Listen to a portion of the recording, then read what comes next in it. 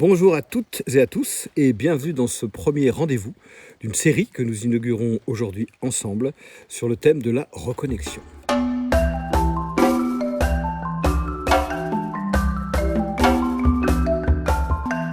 Alors bien sûr, aujourd'hui nous sommes en crise, une crise phénoménale, comme jamais sans doute l'humanité n'en a croisé, qui bouleverse, qui transforme, qui génère des surgissements qui sont difficiles.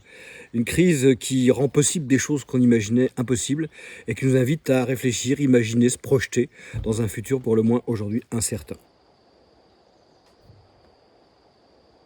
La mère Terre, comme ils aiment à l'appeler, c'est joli la mère Terre, serait un être vivant, avec ses fonctions organiques, dont nous serions les enfants.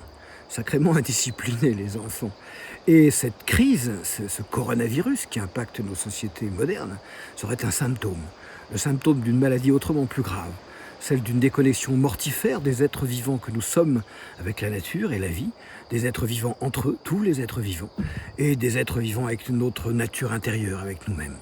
Alors ces hommes et ces femmes qui ont fait d'autres choix que les nôtres, ces Indiens qui ont fait le choix de protéger la terre, de soigner la terre, d'apprendre à vivre en paix ensemble, les modernes que nous sommes les avons appelés sous-développés, archaïques, primitifs.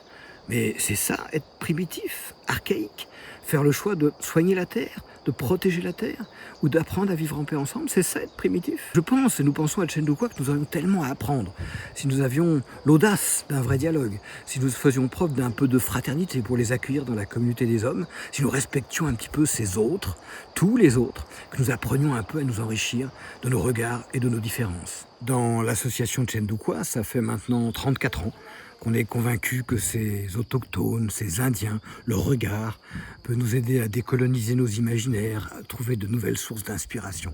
Évidemment, il ne s'agit pas de vivre en indien, on n'est pas indien, mais peut-être que leur connaissance, leur rapport au monde et à la nature peut nous aider justement à nous reconnecter à la nature en nous et autour de nous.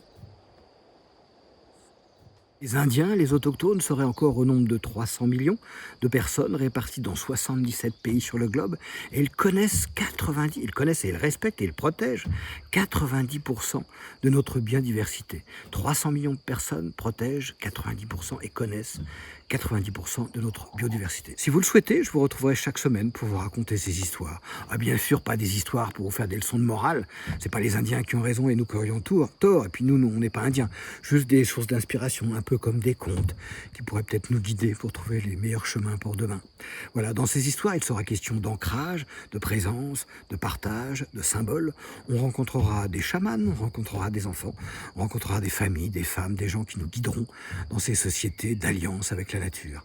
Voilà, j'espère qu'on se retrouvera la semaine prochaine pour rester en lien, pour nourrir notre futur ensemble. À bientôt, si vous le voulez, et au revoir.